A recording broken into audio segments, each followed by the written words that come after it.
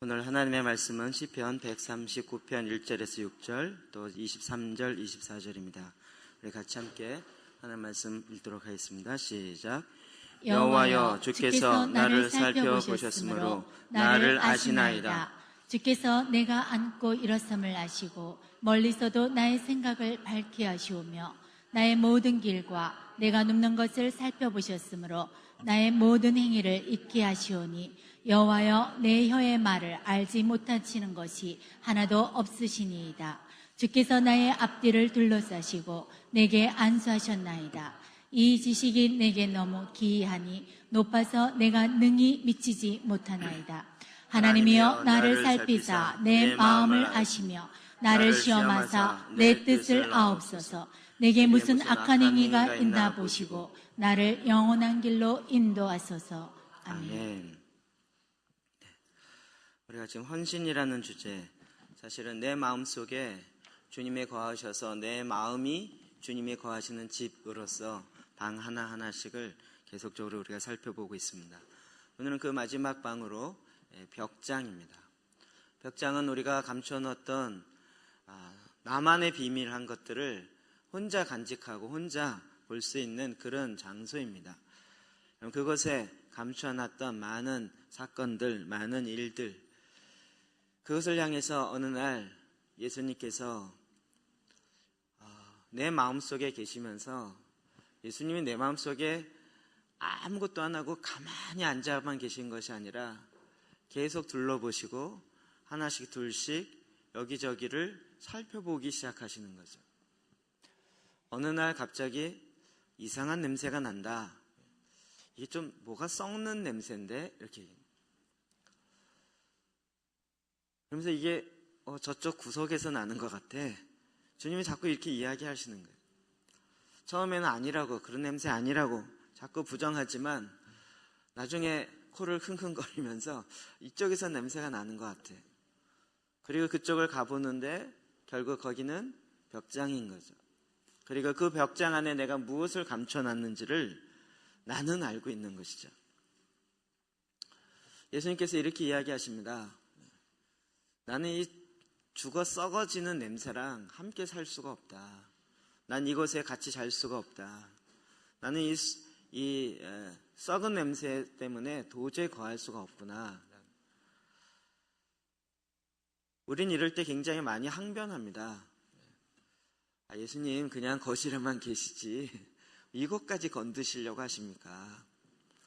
우리가 느끼기에는 꼭 예수님이 시비를 걸어오는 것 같으세요. 그냥 나의 찬양과 경배만 받으시지 왜 이 구석까지도 열어서 보려고 하십니까? 이 부분 좀 건드리지 않았으면 좋겠습니다. 근데 주님이 그냥 넘어가시지 아니하시고 꼭 아니다. 이 부분이 다시 한번 깨끗하게 정리되지 않으면 내가 너와 함께하는 것에 어려움이 있다 라고 자꾸 말씀하시는 것입니다. 처음에는 제가 이렇게 그냥 살아왔습니다. 30년, 40년 평생을 지금 이런 상황 속에서 그냥 살았습니다. 그냥 살게 놔두세요. 주님, 그냥 이렇게 사는 게 난 편하니까 그냥 놔두세요. 그럼에도 불구하고 한번 그 냄새를 맡으신 주님은 계속 그쪽을 향해서 이야기를 하십니다. 내가 이것을 깨끗하게 하지 아니하면 너와 가까이 하는 것에 계속적인 어려움이 있다는 것이죠. 이제 우리가 어느 순간 어쩔 수 없이 그 벽장에, 그 서랍장의 열쇠를 내어드립니다. 그곳에 우리가 꼭꼭 숨겨놨었던 우리의 과거에 내 안에 있었던 상처들, 혹은 나만 알고 있는 죄악의 문제들, 혹은 내가 정말 죽는 그 순간까지 용서하지 않겠다라고 내적 맹세했던 그런 내용들, 혹은 나만이 갖고 있는 나의 교만과 혹은 우월감 속에 갖고 있는 그 자격증과 같은 것들, 그런 것이 계속 그 안에서 썩고 있는 것이죠. 예수님은 이 부분에 우리의 문제를 터치하십니다. 이게 가까우면 가까울수록 굉장히 피곤합니다. 친밀해질수록 그냥 이렇게 적당한 거리에서 있을 수 있는 것이 아니라 우리의 마음속 중심까지 하나하나 주님이 터치하기 시작하는 것입니다. 제가 보기엔 여러분 대부분 다 이런 경험을 이제 하고 계시거나 이미 많이 경험하신 것 같습니다. 성경은 이 부분에 있어서 하나님께서 우리의 모든 것들을 다 알고 계신다고 이야기하십니다. 1절부터 4절입니다. 시작. 여호와여 주께서 나를 살펴보셨으므로 나를 아시나이다. 주께서 내가 앉고 일어섬을 아시고 멀리서도 나의 생각을 밝히 하시오며 나의 모든 길과 내가 눕는 것을 살펴보셨으므로 나의 모든 행위를 익히 하시오니 여호와여 내 혀의 말을 알지 못하시는 것이 하나도 없으시니이다. 아멘. 주께서 나를 살펴보셨으므로 그냥 우리의 외형만 살펴본 것이 아니라 내 마음 구석구석을 다 살펴보신다고요. 이게 메시지 성경에는 이게 수동태가 아니라 아예 능동태로 표현하고 있어요. 내 삶을 샅샅이 살피시고 모든 사실을 직접 알아보십시오 라고 번역하고 있습니다. 오히려 하나님 앞에, 주님 앞에 내 마음의 문을 활짝 열고 그 서랍장까지, 그 벽장까지 내 구석구석을 살펴보십시오. 그리고 내가 어떠한 사람인지 주님이 오히려 더 발견해서 알려주십시오 라고 말하는 것입니다. 우리는 감춰졌던 그 비밀한 사건들, 비밀한 물건들, 어찌 보면 나만 알고 있는 것인데, 그런데 주님은 그것을 딱 보는 순간 모르는 것이 없으십니다. 2절에도 보면 주께서 내가 앉고 일어섬을 아시고 멀리서도 나의 생각을 밝게 하시오며, 내가 어렸을 때 있었던 이런 대부분의 상처와 사건들은 우리 어렸을 때부터 일어납니다. 그리고 그 첫 번째 문을 열어놓은 사건으로 인하여서 계속 그 문제가 해결되지 아니하므로 내가 성인이 되어지고 난 다음에도 성인 아이의 모습으로 계속 살아가고 있는 것입니다. 예를 들면 어렸을 때 부모에게 인정을 받지 못하면 어른이 되고 나서도 누구인가 인정을 받기 위해서 꾸준히 노력을 해요. 그리고 그것은 채워지지가 않아요. 그는 아무리 어떤 그 신앙의 직책을 갖고 있다 할지라도 채워지지가 않아요. 그리고 그것을 채워야 된다라고 생각하고 사람들에게 계속 그것을 향하여 요구하는데 사실 그것이 들어줘도 안 채워지고 안 들어줘도 안 채워져요. 결국 그 문제는 해결되지 않는 것이에요. 우리의 앉고 일어섬을 아십니다. 멀리서도 나의 생각을 밝게 하시오며. 이런 사람이 제일 무섭죠. 멀리 여러분 앉아 계신데 제가 딱 이렇게 보면 어떤 생각하고 계시나요? 어떤 생각? 하나님이 멀리서도 우리가 어떤 생각을 딱 하고 있는지 알아요. 이 시간 설교 말씀을 들으면서도 지금 집안 생각하고 계시네. 자, 생각 빨리 보세요. 하나님이 다 아신다고요. 우리가 어떤 생각을 하고 있는지. 나의 모든 길과 내가 눕는 것을 살펴보셨으므로 나의 모든 행위를 익히 하시오니. 내 마음에 어떻게 우리가 자랐고 어떤 삶을 살았는지 주님이 알지 못함이 없으세요. 아주 옛날에 제가 중학교 때인가 고등학교 때 하여튼 드라마로 유명했던 것이 뭐 귀남이, 후남이 이런 거 있었습니다. 혹시 아시는 분 계십니까? 하여튼 뭐 아마 연속극으로 최고의 시청률을 찍었던 것 같아요. 그 마지막 장면이 지금도 그때 최수정 씨가 귀남이를 맡았죠. 그리고 계속 미움을 샀어요. 그리고 마지막 회에 그가 이렇게 얘기해요. 나는 이렇게 사는 게 편한지 아냐고. 내가 이렇게 사는 게 좋은지 아냐고. 그 엄마가 나를 계속적으로 딸은 후남이라 해서 계속 구박하고 귀남이는 아들이라고 계속 기하면서 너무 이렇게 차별 대우하는데 그 귀남이로 대우를 받는 나는 좋은지 아냐고. 나도 얼마나 힘든지 그런 이야기를 합니다. 막 사람들이 연속극 보면서 다 미워하다가 그 마지막 순간 그럼 태어나면서 어떤 탄생의 비화, 탄생의 비밀 같은 게 있습니다. 근데 사실은 하나님께서 우리가 태어나기 이전부터 이미 우리를 계획하시고 준비하시고 이 땅 가운데 나게 하세요. 나게 하면서 하나의 스토리가 붙는 것이지 이 스토리가 우리의 정체성 전체를 만들어 놓는 게 아니라고요. 우리는 태어나면서 우리가 갖고 있는 하나님 없이 우리가 기억하고 우리가 생각하는 가정에 내려오는 스토리 안에 있다라고 생각하기 때문에 거기서부터 내 인생이 시작되어진다고 생각해요. 그렇기 때문에 나는 나지 않았어야 할 사람인데 났어. 이런 것이 마음속에 딱 들어와요. 왜요? 태어나면서 거기에 붙은 스토리 때문에. 그런데 하나님은 이 모든 것들을 알고 계십니다. 어떤 사람은 내가 탄생하는 것을 부모가 기뻐하지 않았어. 내가 딸로 태어나는 것에 대해서 우리 할머니부터 시작해서 기뻐하지 않았어. 낳는 걸 보고도 즐거워하지 않았대. 이것이 어렸을 때 모르지만 그의 무의식 속에 계속 들어가 있는, 그래서 계속 자기의 자존감이 회복되지 않는 거죠. 여러분, 그런 상태에서 예수를 믿을 수 있습니다. 믿고 구원받고 주님의 나라에 들어갈 수 있습니다. 그럼에도 불구하고 예수님께서는 그 문제를 향하여 그 문제 때문에 거기서 썩은 냄새가 계속 나고 있다고 그 닫혀있는 문을 두들기고 계신 것입니다.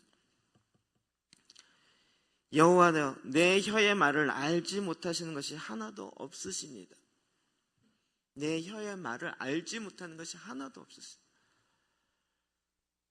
사람마다 말하는 이렇게 표현하는 방법이 다 다양합니다. 어떤 사람은 직설적으로 얘기하는 사람이 있고 어떤 사람은 이렇게 돌려서 얘기하는 사람이 있어요. 다 각각이 갖고 있는 특성들이 있는데 이 돌려서 얘기하는 사람은 제일 어렵죠. 제가 아주 돌려서 얘기하는 전형적인 스타일이에요. 돌려서 얘기해서 못 알아들으면 포기하거나 또 돌려요. 두 바퀴 돌리고 그 다음에 두 바퀴 돌릴 때는 이제 첫 바퀴 돌린 것보다 약간 가까운 것, 본심이 약간 가까운 걸로 돌려요. 이게 한 7바퀴 돌아야 본심이 나올까 말까요. 근데 기가 막힌 건, 제가 제일 무서워하는 것은 딱 반 바퀴 돌렸는데 딱 알아듣는 사람이 있어요. 저랑 비슷한 사람이겠죠. 어찌 보면 반대로 이야기하면서 쓱 돌렸는데 그걸 딱 캐치하고 내 마음의 중심의 문제를 딱 아는 사람.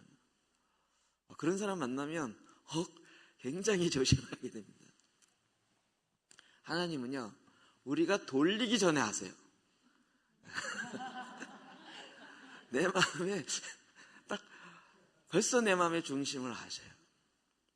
내 생각을 아실 뿐만 아니라 내 말에, 혀에 우리가 막 2번, 3번 싸가지고 혹시 내가 말한 것 때문에 내가 상처받을까봐 돌리기도 하고 다양한 이유 때문에 그러는데 주님께서는 그 말의 핵심을 알지 못하시는 법이 없으시다고요. 성경은 계속 이 부분을 이야기합니다. 예레미야 5장 1장 5절입니다. 시작.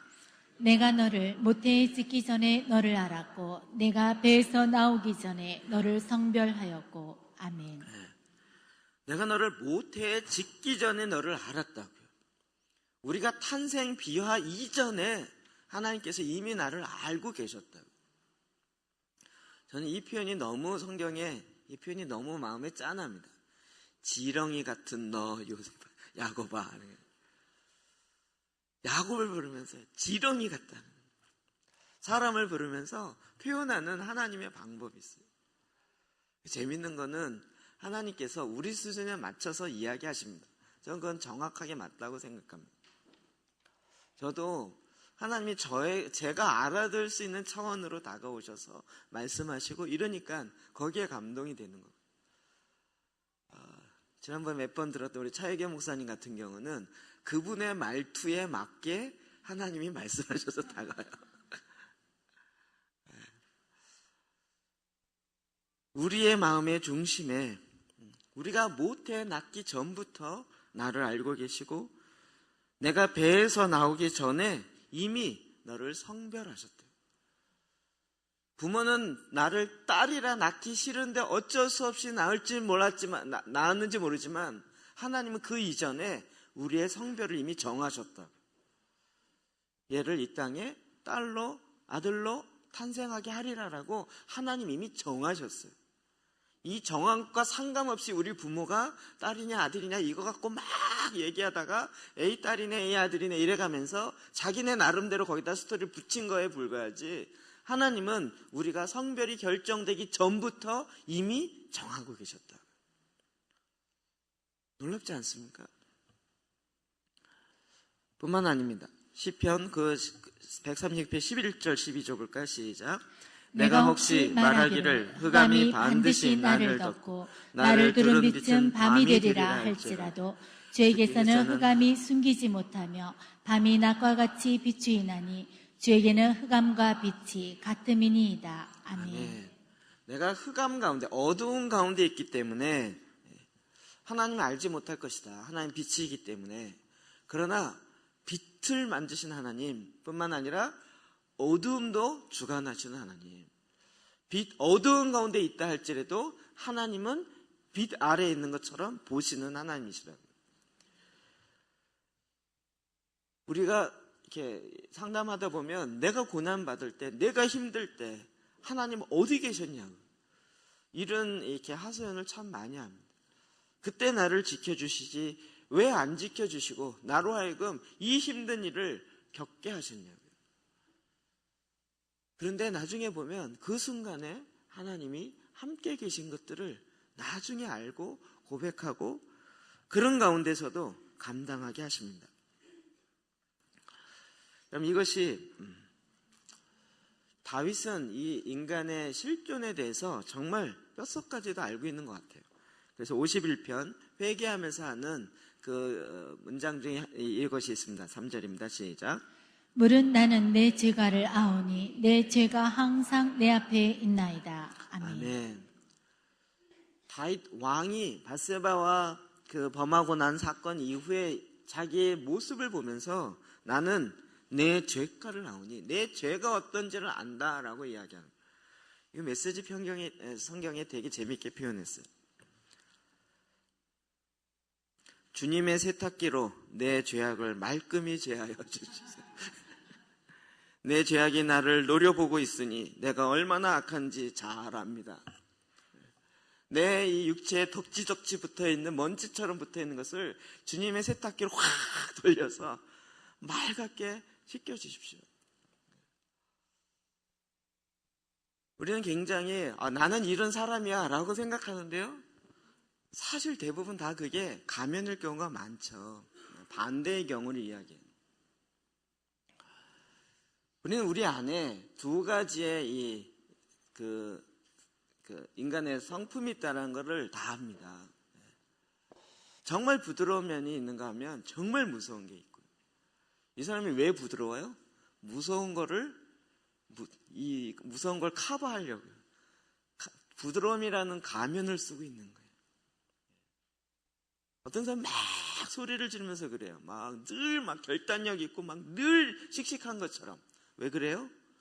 그 속에 있는 연약함, 이런 걸 감추려고 표현을 거꾸로 그렇게 합니다. 대부분의 경우에 가면을 쓰고 있어요. 근데 그게 살다 보면 자기가 가면을 가면이라고 생각하지 못하고 이게 자기 진짜라고 생각합니다. 거기다 맞춰서 하는데 어느 날 자기가 가면 쓴 것과는 정반대의 자기가 나와요. 그래서 깜짝 놀라면서 내가 어떻게 이런 모습이 있을까 그러는데, 우리 죄악이 내 안에 있는 다양한 모습들이 우리 안에 있어요. 이제 고등학교 때 실존주의에 침투했던 사람이어서, 인간은 모순 덩어리예요. 나는 늘 원칙적이야. 원칙적인 인간 없어요. 원칙적이길 바라는 인간이지, 그 안에 원칙적인 사람이 나중에는 본인이 원칙을 어겨요. 그러면서도 다른 변명을 대지만 결국은 앞뒤가 안 맞아요. 원칙적인 인간이 아니라 죄인인 인간이에요. 그 죄의 연약함을 감싸고 싶어서 원칙적인 걸로 표현하고 싶은 거죠. 인간 안에 너무나도 모순적인 게 실전적으로 들어가 보면 그 안에 죄로 말미암은 전적 타락, 칼빈주의 5대 교리에 나오는 전적 타락이라는 얘기가 뭐냐면 완전히 타락했다 이 얘기가 아니라 모든 영역에 타락이 다 가미됐다는 얘기예요. 모든 분야에. 나는 의지가 강해, 의지 영역에 100% 타락 이 얘기가 아니고요. 거기에도 타락이 그 전염병처럼 세균처럼 퍼져가지고요. 어떤 사람은 50% 썩어가고 있고 어떤 사람은 70% 썩어가고 있고요. 모든 영역에 다 그렇다는 거예요. 다윗이 이 부분에 있어서 자기 자신의 실제를 너무나도 잘하는 거예요. 그리고 오히려 하나님께 도움을 구하는 거예요. 나의 모든 것들을 다 아시는 주님, 나의 죄악의 먼지털까지도 아시는 주님, 나를 오히려 샅샅이 살펴주십시오 라고 구하고 있는 것입니다. 6절에 이렇게 이야기합니다. 시작. 이 지식이 내게 너무 귀하니 높아서 내가 능히 미치지 못하나이다. 아멘. 우리는 나의 이 죄악의 문제, 나의 마음속에 있는 이 연약함의 문제를 내가 극복해 보려고 여러 가지로 노력합니다. 방어 기제들을 엄청 만들어냅니다. 나름대로 아까도 얘기한 것처럼 정말 마음 약한 사람은 약한 걸 들키지 않으려고 막 밖에다 막 2중 3중으로 나는 약한 사람 아니야, 나는 강한 사람이야, 나는 확신 있는 사람이야 얼마나 얘기하죠. 그런데 사실은 나에 대해서 가장 잘 아시는 분은 하나님이시고 이 문제를 어떻게 하면 극복되는지를 가장 잘 아시는 분도 하나님이세요. 지금 어떤 분을 얘기하고 싶어서 막 입이 간질간질한데 조심스러워서. 아주 대비적인, 저랑 아예 대비적인 분이 제 전 교회의 담임 목사님이셨어요.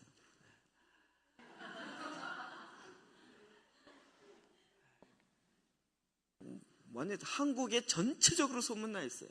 확신이 있고 얼마나 당차고 막 정말 빠릿빠릿하고 막 얼마나 그러기를 소문나요. 목소리 작은 사람 싫어하세요. 저 같은 목소리 제일 싫어하시는 분이에요. 늘 큰 소리로 얘기해야 되고 확신 있게 얘기해야 되고 아니라 그래도 거짓이라 생각해도 확신 있게 얘기해야 됩니다. 부목사 뽑는 기준 중에 하나가 그거였어요. 목소리 커야 된다. 그런데 같이 있어본 분은 알아요. 얼마나 마음이 여리고 약한지. 막 당회에서 막 40명의 장로님들 할게 결정을 했어요. 우리 교회는 이렇게 하기로 만장일치 결정했어요. 그리고 딱 그게 이제 딱 알려주고 났는데 어느 성도 한 분이 전화해서 목사님 어떻게 이럴 수 있어요? 전화 한 통에 모든 게 확 뒤집어져요. 확 뒤집어져요. 한 영혼에도 실족하면 안 된다는 그 마음에 그 연약함, 정말 이 뭐랄까, 사람은 누구나 다 이런 두 면이 있다고요.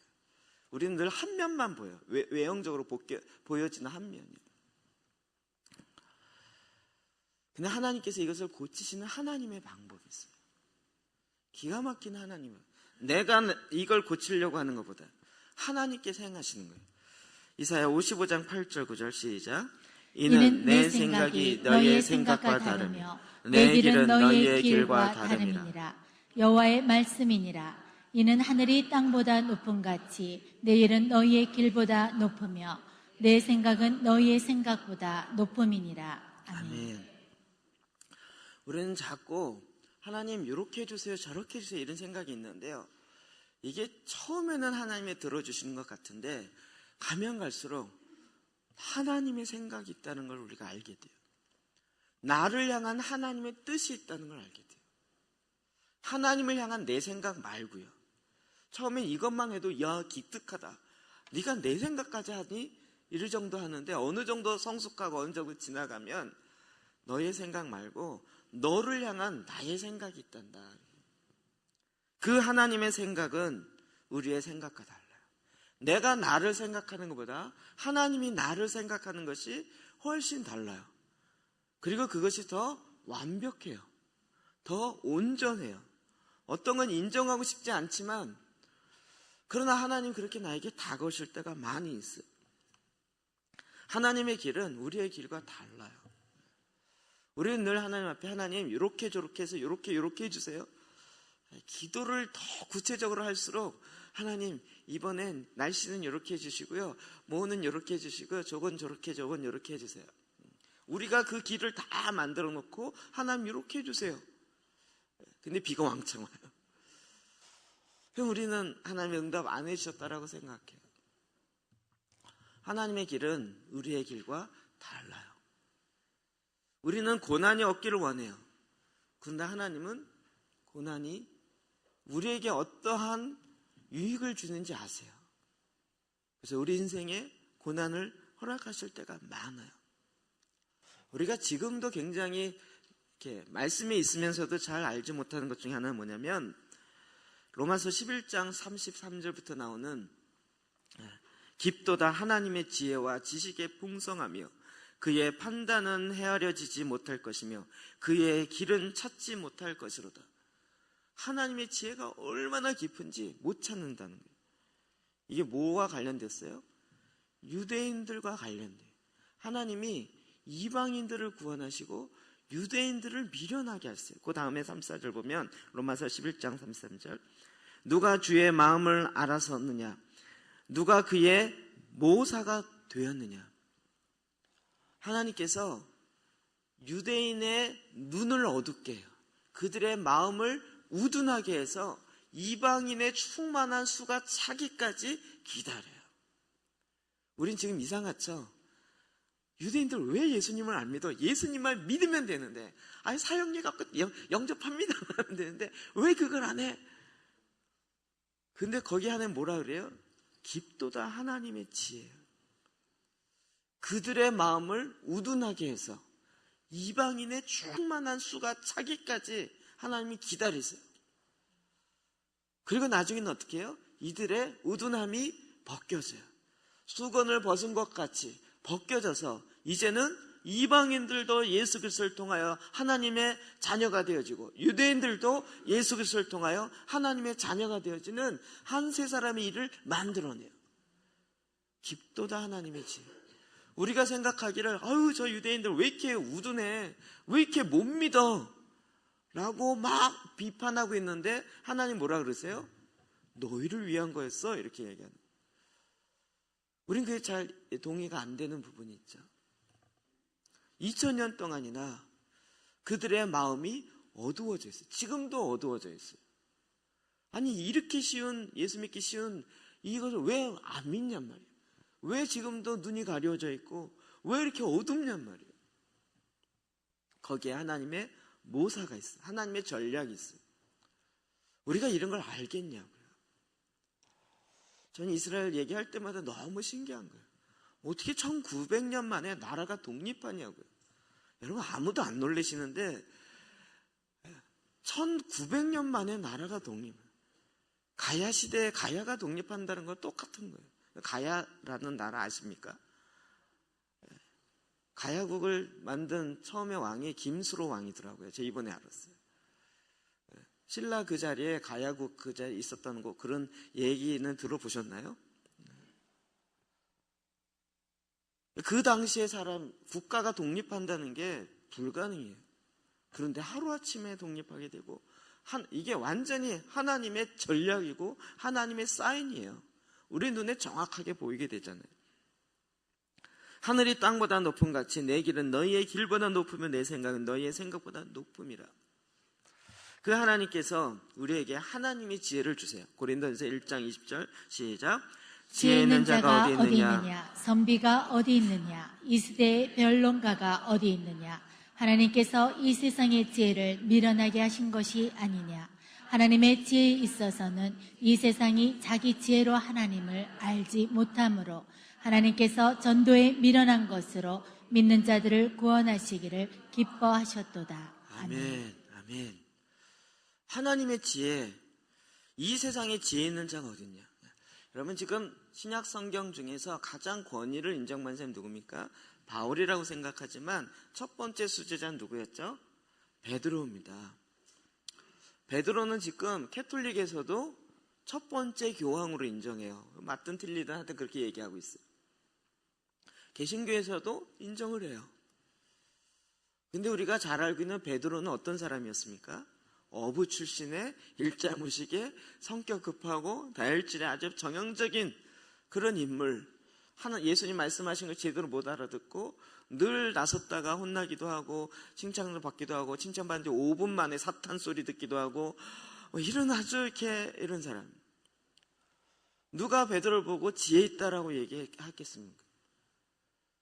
근데 그에게 하나님의 지혜가 임하니까, 하나님의 생각이 임하니까 베드로 전서 후서에 보면 어마어마한 것들을 풀어내기 시작해. 이 세상에 어떤 지혜로운 자가 베드로가 하나님으로부터 받은 그 지혜보다 더 지혜가 있겠냐고요. 성경이 계속적으로 우리에게 이야기하시는 부분이에요. 그래서 주님은 우리가 지혜롭게 되려는 그것보다 어떻게 해요? 하나님의 지혜를 구하라는 거예요. 하나님 앞에 나아가는 거예요. 이사야 1장 18절 시작. 여호와께서 말씀하시되 오라 우리가 서로 변론하자. 너희의 죄가 주홍 같을지라도 눈과 같이 희어질 것이요 진홍같이 붉을지라도 양털같이 희게 되리라. 아멘. 지금 그래서 자꾸 변론하자. 나와 이야기하자는, 하나님과 이야기하자. 너희의 죄악이 아무리 붉다 할지 주홍같이 새빨갛다 할지라도 나랑 같이 이야기하자. 내가 너를 희게 할 것이다. 요즘은 말씀보다 학문이 훨씬 더 중요한 시대가 돼버려가지고요. 하나님의 말씀이 뭐라고 얘기했는가 보다 인간의 문제 그러면 심리학으로 가야 된다. 심리 상담을 받아야 인간의 마음이 치유가 되어진다는, 의학으로 가야 내 병이 고쳐진다는 거예요. 제가 그걸 무시하는 건 아니에요. 일반 은총으로 하나님이 얼마든지 그걸 통해서도 일을 하셔요. 그런데 더 중요한 본질은 하나님의 말씀인 거죠. 하나님께서 그 말씀으로 우리의 마음을 새롭게 하시고 새롭게 창조하시고 나를 향한 탄생의 비밀 이전에 하나님이 모태에 생기기 전부터 정하신 그 하나님의 뜻을 우리가 알게 되는 거죠.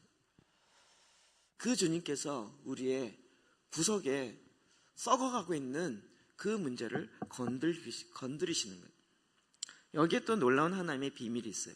23절, 24절 봅시다. 시작. 하나님이여 나를 살피사 내 마음을 아시며 나를 시험하사 내 뜻을 아옵소서. 내게 무슨 악한 행위가 있나 보시고 나를 영원한 길로 인도하소서. 아멘. 아멘. 다윗이 이것을 알고 나서 아예 더 노골적으로 이렇게 이야기하고 있어요.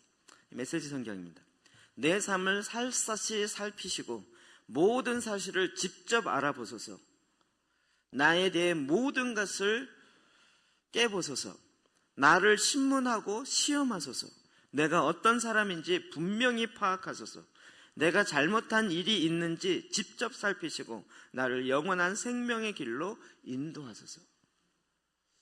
굉장히 놀라운 의미로 다가오죠. 하나님 앞에 막 숨기려고 하는 것이 아니라 나를 직접 살펴주십시오. 내가 어떤 존재인지를 직접 살펴주십시오. 아예 주님이 직접 내 문제를 해결해 주십시오. 내가 내 안에 이런 것도 있었어 깜짝 놀라는 것이 아니라 그런 것이 있는지 주님이 직접 샅샅이 살펴주십시오 라고 주님 앞에 나아가고 있는 거예요. 그럼 여기에 다윗의 하나님을 신뢰하는 그 마음을 봅니다. 이 세상에 없는 이야기. 저는 그러나 정말 확신하게 되는 것은 하나님은 이 땅에 우리의 죄악된 육체의 옛 본성을 어떻게 꺾으세요? 고난을 통해서 꺾으십니다. 이 세상에 어떠한 철학책에도 없는 얘기예요. 우리의 약함을 통하여 하나님의 강함을 드러내십니다. 고린도 후서 12장 볼까요? 9절 10절 시작. 나에게 이르시기를 내 은혜가 내게 족하도다. 이는 내 능력이 약한 데서 온전하여 짐이라 하신지라. 그러므로 도리어 크게 기뻐함으로 나의 여러 약한 것들에 대하여 자랑하리니 이는 그리스도의 능력이 내게 머물게 하려 함이라. 그러므로 내가 그리스도를 위하여 약한 것들과 능력과 궁핍과 박해와 곤고를 기뻐하노니 이는 내가 약한 그때에 강함이라. 아멘. 내가 약한 그때에 강함이라. 사도 바울엔 치명적인 육체의 질병이 있었죠. 그 질병이 뭔지 신학자의 두 가지 의견이 있습니다. 간질이다 아니면 눈병이다. 그럼 두 가지 다 문제된다는 거 아시죠? 제가 몇 번 이야기 드렸어요. 간질이란 뭐죠? 막 설교하다가 픽 쓰러지는 입에서 거품이 나요. 그럼 이런 분의 설교를 들으시겠어요? 그의 어마어마한 치유의 능력과 뭐 어마하는데 정작 자기의 병은 못 고쳐요. 그러면 여러분 뭐라 그러시겠어요? 제가 모교의 사모님이 굉장히 많은 철야도 하시고 그 말 이런 것도 많이 하시는데 그분이 딸만 5자매 막내인데요. 제일 먼저 돌아가셨어요. 그 첫째 되신 분이 그 교회를 개척하시고 그러면서 맨날 아프셔갖고 골골거렸는데 병든 사람에게 기도하면 병이 많이 나요. 근데 정작 자기의 질병은 안 고쳐져요. 그냥 사람들이 계속 지 병은 못 고치면서 왜 남 병은 고친다고 그러면서 그러냐 그러면서 신뢰하지 않는 이야기를 많이 했어요. 바울도 그러지 않았을까요? 아니면 눈에 있는 병이에요. 뭐냐면 안구가 딱 봤는데 검은 동자가 없이 다 하얀 동자. 그런 분이 서서 이야기한다면 여러분 그 말씀 들으시겠어요? 사도 바울이 이것 때문에 3번씩이나 간절히 고쳐주길 기도했어요. 하나님 뭐라고 하셨어요? 내 은혜가 내게 족하다. 내가 고쳐주지 않겠다고 한 거예요. 그럼 이게 이해가 되세요? 아니 믿는 자에게 이런 표적이 따른다 그러면서 손으로 얹어서 병을 고치고 귀신을 내어쫓고 이것도 많이 했는데 정작 자기는 이 질병이 떠나가질 않는 거예요. 어떤 거든지 치명적이에요. 내 은혜가 내게 족하다는 거예요. 그것을 사도 바울이 받아들여요. 내가 뭘 기뻐해요? 나의 약함을 기뻐한다고요. 약한 것들에 대해 자랑한다고요. 이는 그리스도의 능력이 내게 머물게 하려 함이라. 그래서 그리스도를 위하여 약한 것, 능력받은 것, 궁핍한 것, 박해받은 것, 곤고한 것을 기뻐한다. 이건 세상에 없는 하나님의 지혜예요. 내 약함을 통하여 하나님의 강함이 드러나요. 여기에 우리가 선택해야 되는 거죠. 내 약함을 감추면서 평생 살기를 원하십니까? 아니면 내 안에 예수 그리스도가 드러나길 원하십니까? 둘 중에 하나를 선택하라면 여러분 어떤 거 선택하겠습니까? 예수의 능력 드러나지 않아도 괜찮으니까 내 약함, 내 이 치부를 들추지 마십시오. 이걸 선택하시겠습니까? 이걸 선택하면 하나님의 강함도 능력도 안 나타나요. 반대로 하나님 내 약함이 드러나도 좋습니다. 내 삶의 목적은 내 안에 예수 그리스도로 말미암은 것이니 내 약함을 통하여 하나님의 강함을 나타내십시오.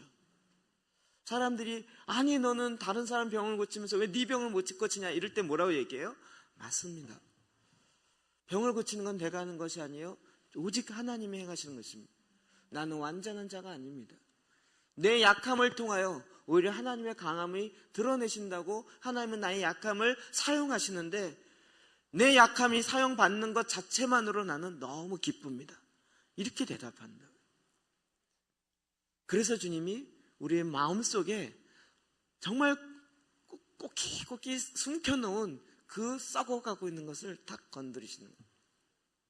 이게 너의 가장 약점일 텐데 그것을 내가 건드린 그 약함을 통하여 나의 강함이 드러내기 원한다는 거죠. 어려운 얘기 아니죠. 우리 이런 찬양 많이 했어요. 약할 때 강함 대신에 나의 보배가 되신 주. 이 찬양 의미를 아시고 불렀는지 잘 모르겠어요. 약할 때 강함 대신에 나의 보배가 되신 주 나의 모든 것. 내가 약할 때 강함이 되신다. 그럼 이걸 인정하시고 찬양하신 거예요? 이런 찬양 몇 개 더 있어요. 약한 나로 강하게, 가난한 날 부하게.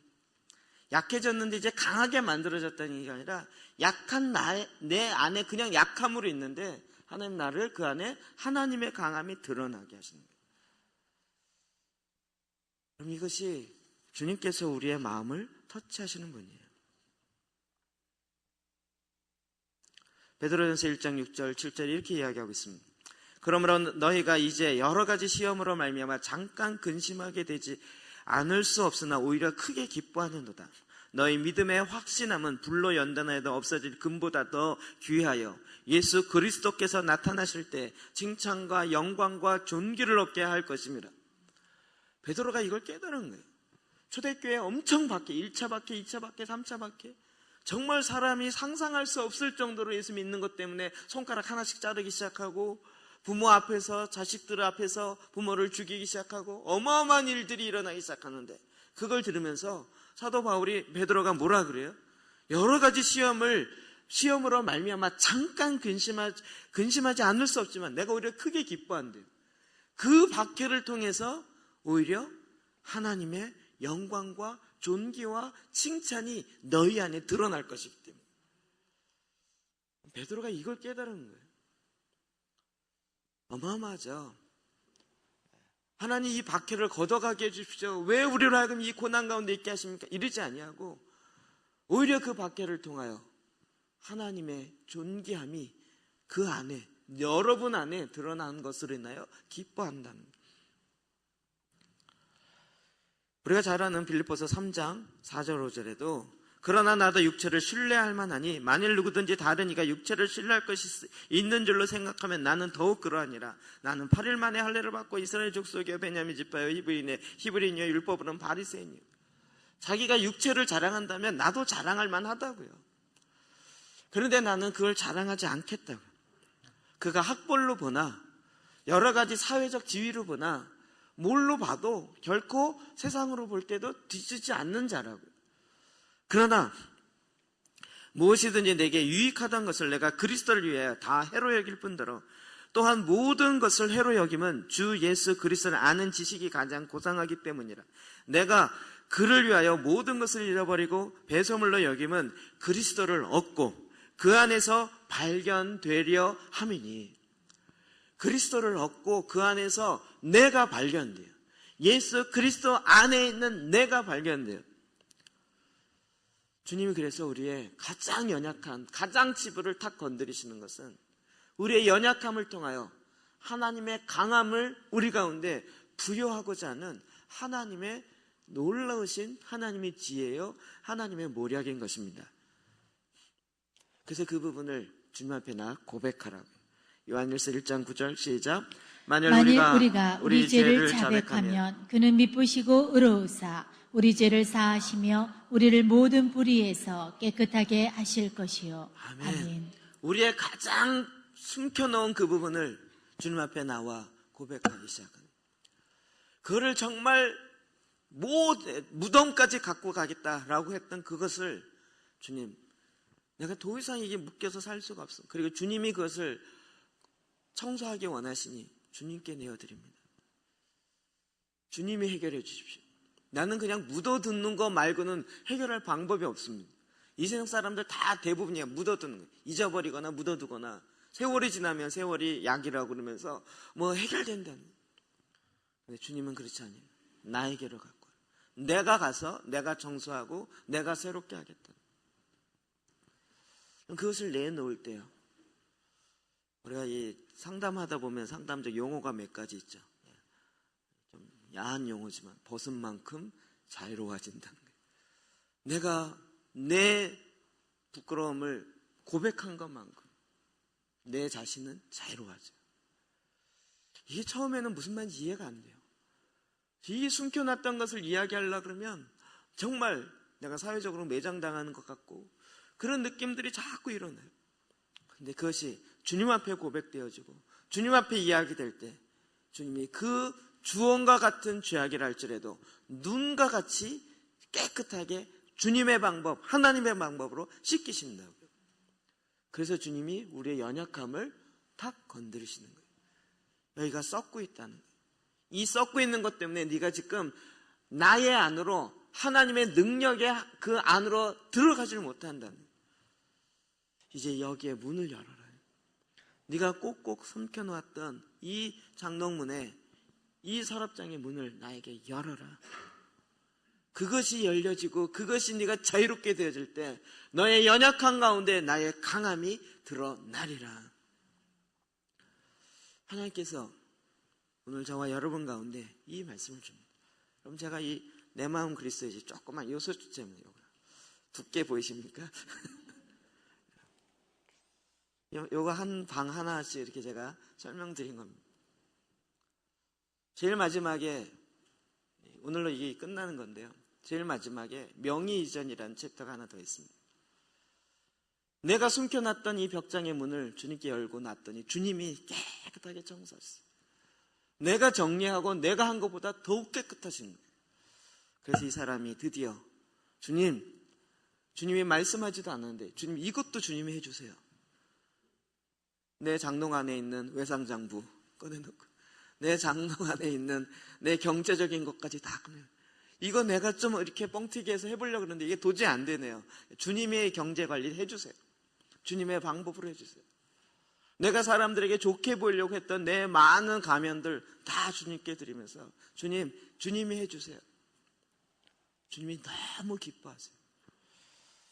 내가 너를 창세 이전에 갖고 있었던 원래 원형대로 다시 회복하기를 기뻐하시는 거예요. 우리를 괴롭히려고 우리의 연약함을 건드리는 것이 아니라 우리로 하여금 다시 그리스도 안에서 온전케 되어지고 예수 그리스도 안에서 발견되어지게 하려고, 내가 나를 발견하는 것보다 주님에 의해서 내가 발견되어지는 그 모습으로 되어지는 거예요. 저는 굉장히 자존감 낮은 사람이고 정말 이렇게 사람들 앞에 설교한다는 건 제 인생에 있을 수 없는 이야기. 제 자라온 배경으로 볼 때. 그러나 하나님이 그리스도 안에서 저를 보면 볼수록 이것 때문에 지금 돌이켜보니까 그런 거예요. 하나님이 이 일을 하려고 그때 그 고난을 통과하게 하셨구나. 한 번 경험한 건 그 다음부터는 별로 두렵지가 않아요. 하기 전 굉장히 어렵죠. 한 번 통과하고 나면 그 다음부터는 그런 거 와도 얼마든지 해. 좀 어려움이 있을 수 있지만 이게 훈련의 효과겠죠. 하나님이 내 그때 실수하게 놔두신 것이 오히려 나로 하여금 이제는 내 연약함을 알게 하시고 나의 완벽함을 통하여 하나님의 영광 받으시는 것이 아니라 내가 불완전하고 완전하지 못한다 할지라도 하나님은 얼마든지 영광을 받으실 뿐더러 내 연약한 가운데 하나님의 영광과 존귀가 드러나게 하세요. 저는 이것이 더 기쁘고 이것이 더 즐거워요. 말 잘하면 어떠한 사람으로서가 아니라 말을 못한다 할지라도 그 가운데 하나님이 일하시고 하나님이 역사하세요. 내 약함을 통하여 하나님의 강함이 드러내시길 원하신다면 주님, 내 약함을 이제 내가 숨겨놓지 않겠습니다. 주님께 올려드리겠습니다. 주님이 쓰십시오. 그럴 때 거기서 갖는 자유함이 있어요. 거기서 갖는 하나님의 능력의 풍성함을 누리게 돼요. 비록 내 주머니에 돈이 없어도 나는 부한자의 그 마음을 얼마든지 누릴 수 있어요. 다른 사람과 더 이상 비교하지 않아도 되어지는 이 자유함이 있어요. 완벽하지 않아도 내 안에 얼마든지 기쁨이 있고 여유가 있는 이 완벽주의로부터 벗어날 수 있는 하나님의 자유함이 있어요. 주님은 그쪽으로 우리를 이미 만드셨고 우리 안에 있는 것들을 회복하게 하시는 것입니다. 오직 예수 그리스도를 믿음으로 말미암아 그리스도 안에서 내가 발견되어지는 이 비밀을 보는 것입니다. 그러기에 저와 여러분은 충분합니다. 충분합니다. 내가 나를 보는 것보다 하나님이 나를 보는 것이 100배, 1000배, 10,000배, 아니 1억 배 정확합니다.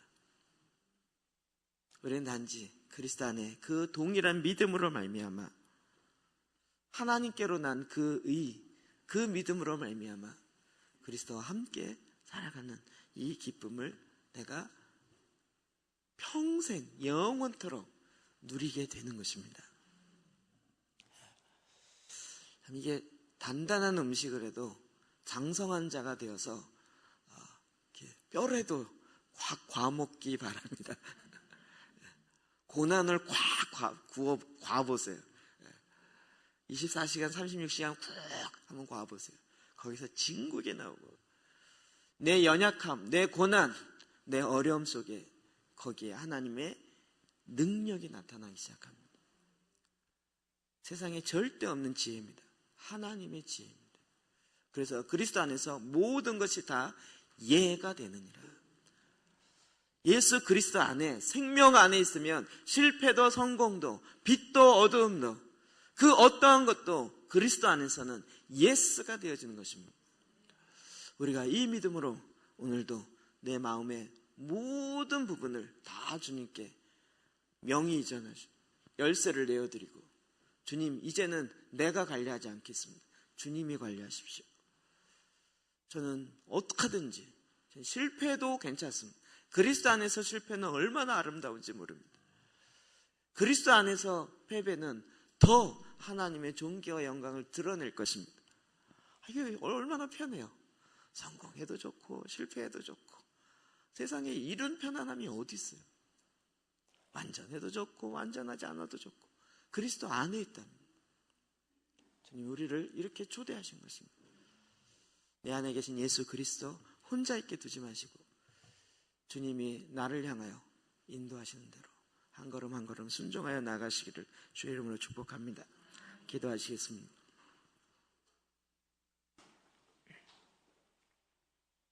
하나님, 이 시간 저희가 주님 앞에 나아가 기도하기 원합니다. 하나님, 아버지